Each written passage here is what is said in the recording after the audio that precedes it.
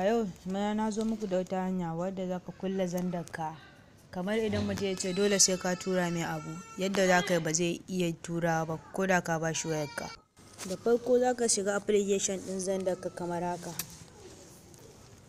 Yawwa, yana gama shiga.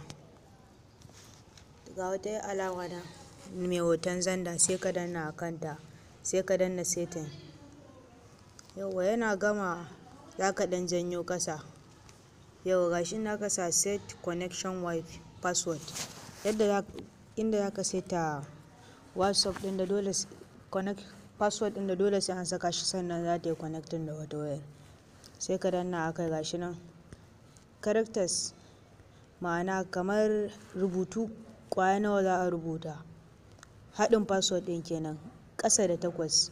Bari mu ga 1 2 3 4 5 6 7 8 9. Har 9 ta ƙi hawa. Kwaya 8 ake so. Za ka iya rubuta lambobi ko suna wanda dai zai wahala kafin a gane shi. Kana setawa za a gana a kunna kawai sai ka fita. Da an yi receive a waccan wayar, a nan ai za ga sunan device ko kuma ka yi QR code scan connect gashi nan. Dole sai kafin jirgin nan na zanda harba dole sai ka sa password ɗin nan sannan zai yi.